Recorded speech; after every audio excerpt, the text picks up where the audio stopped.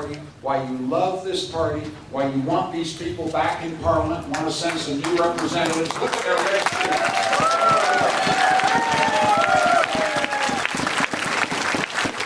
You know we built a certain kind of Canada, and you want that Canada back. You don't want that Canada taken away from you. You want to hand that Canada on to your children and grandchildren. That's what we're going to do on the 2nd of May.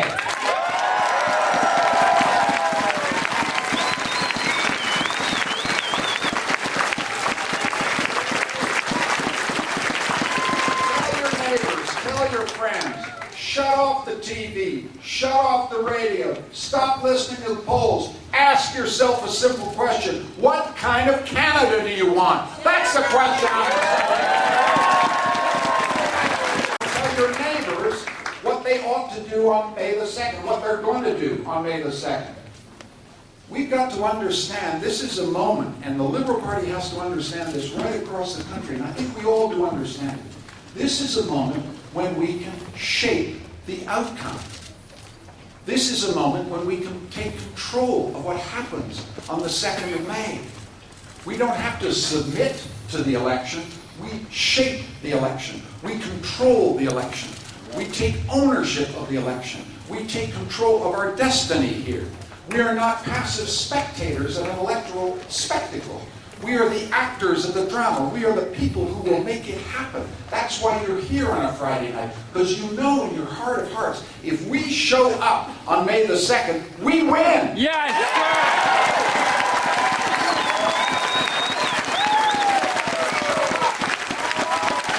Now it's the time to show up!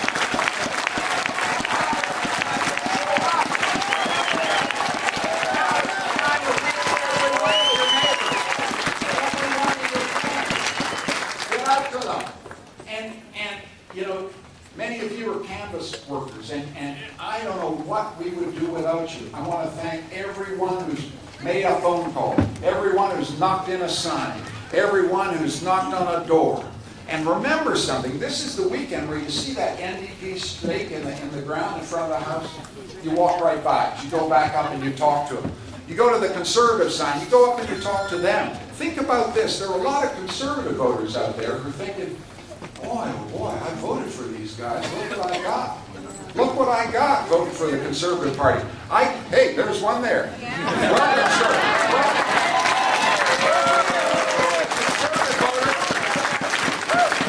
Conservative voter says, where did the progressive go in conservatism?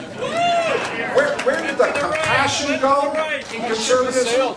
Where did the fiscal responsibility go in conservatism? Where did the honesty go in conservatism? And above all, where did the respect for our institutions go in conservatism? Play hockey with. These are the people we talk to every day down at Tim Hortons. And there are brothers and sisters under one flag. And we got to ask them, what did you get voting for this guy twice? What did you get exactly? You got the worst deficit in Canadian history. We lost our seat on the Security Council, so we don't stand tall in the world anymore. We managed to spend $1.2 billion on a GHG20 summit in 72 hours, the most unbelievable example of waste in the history of Canadian government. From a government that promised good management. Where did this guy get his reputation for good fiscal management from? I ask you, ask your Conservative friends. Why is it that you think that this guy is a good economic manager? He comes in with a $13 billion surplus in 2006. He comes in with the best banking system in the world. Thank you, Ralph Goodale. Thank you, Jean Chrétien. Thank you.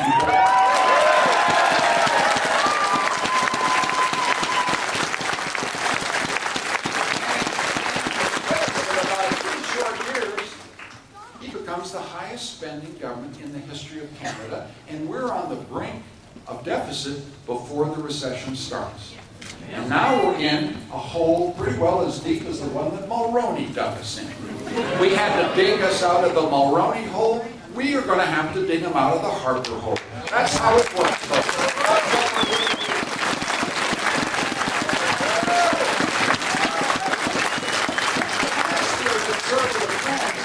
This reputation reputation for economic competence. Explain this to me. I don't quite get it. I don't quite understand why you're surfing along on a reputation for credibility that is actually a liberal achievement. And you're cruising forward here, and you've got a platform. The interesting thing about these guys, we've actually got a platform. We thought that it would be an elementary sign of respect to the Canadian people to actually put costed proposals to the Canadian people. It's not a funny idea. Not a lot of people do that anymore. If you vote for me, all hell break loose. If you don't vote for me, the economy's going straight to the toilet. I mean, this is what we're getting. We've had 4 weeks of fear and intimidation and bullying. Lies. And some lies. Yes, some lies. Your words, not mine.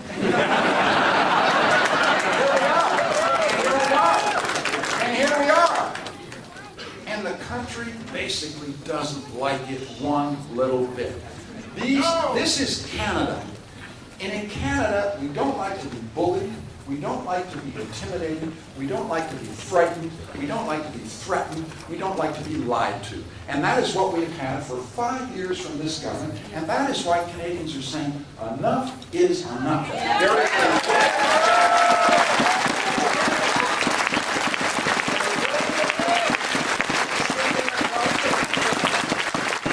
wave of change sweeping across the country. And this very weekend, as we speak, it's a historic moment. Canadians want to get rid of this government, but 2/3 of the population wants to get rid of this government. They're trying to figure out how to do it. I got sympathy for them. Vote Liberal! Vote Liberal. That's a very constructive suggestion. I think that's in the right direction. Yes, that's where we want to go. We want to go Liberal. But there's another competitor up there. There's Mr. Layton. Yeah. Mr. Layton and the NDP have had a pretty easy time of it. I've had 2.5 years of the most sustained and unprincipled personal attack I think ever vested on a Canadian politician.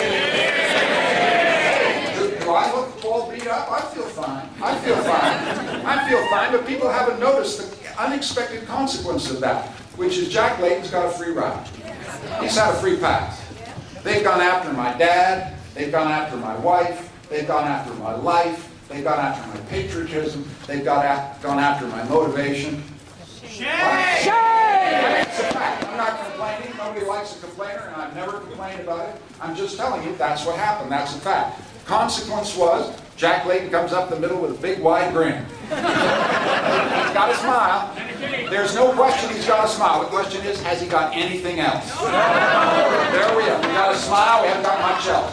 We got $72 billion in uncosted promises over 4 years, which is going to raise your taxes and increase the deficit. And this is the moment, folks, when we have to get serious. It's serious time. It's choice time. If you fool around with Jack Layton, you're going to get $72 billion of uncosted promises. You're not going to get the deficit under control, and your taxes are going to go up. I say that not to frighten anybody. I respect people's choices and allegiance. I just think that's the fact. None of the numbers in that platform add up. He hasn't done what we did, which is to make sure we can cost every single promise we make without raising the taxes on ordinary Canadians. We did the work, folks. We did the work, and he did it.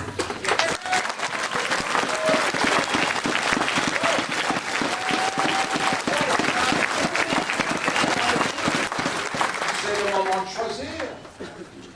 Il faut faire des choix sérieux. Soyons sérieux. Voyons donc, Jack Layton. Ça s'ajoute pas. C'est pas. Our past is on our side. Our traditions are on our side. Our fiscal credibility is on our side. But what we have to have here is sheer, raw passion. Sheer, raw conviction. The thing about the polls is they don't measure that. They don't measure, this is very, very important, they don't measure your guts. They don't measure your convictions, sir. They don't measure your desire to have a better candidate. They don't measure whether you will be there on Monday to fight for the candidate you believe in. You see, this is what we have to understand. They're not measuring what actually matters, which is in your heart and your soul and mind. which is our fierce love for our country, our fierce belief that we have something to offer to Canadians that no one else does. We're the party that's saying we've got to have early learning and childcare for every Canadian.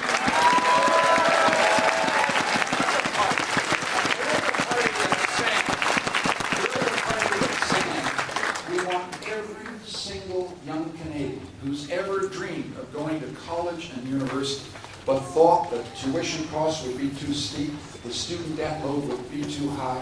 We're the party that's got the learning passport that basically says, you get the grades, you get to go.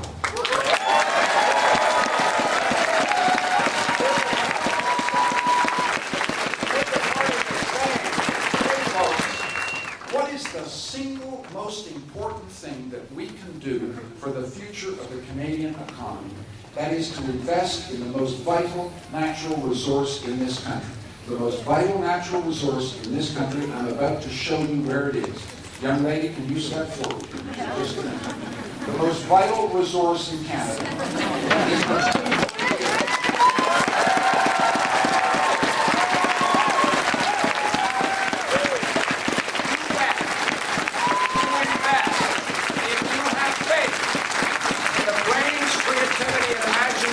Of that young woman, everything else gets fixed in this economy. If you don't, nothing like it.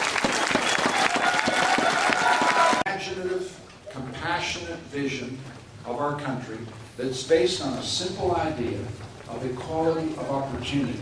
You see, what's between your ears matters, but what's between your ears matters just as much.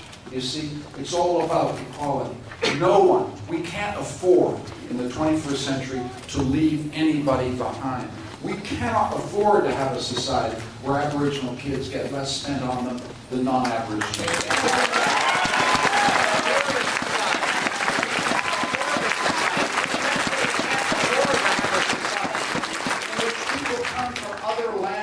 Bright promise of Canadian life and then get stuck in bad jobs because we haven't invested in settlement services and language training. This government has cut back there. It's the dumbest thing you could do because it says we don't care about equality. You're on your own. That's not what Canada stood for. My dad came here as an immigrant. I know about this stuff. We have to stand up and actually deliver what we promise on the packet, which is equality of opportunity, equality of hope for every single newcomer to this country. And if we don't, we won't have an economy to offer.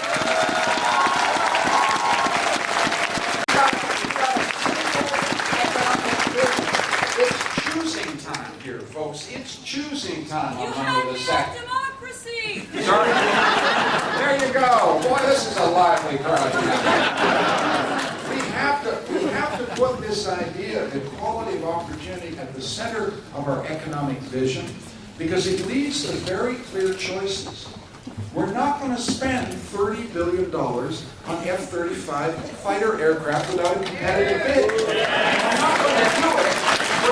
And we're not going to spend $13 billion on mega prisons adopting failed experiments from the United States. You know what?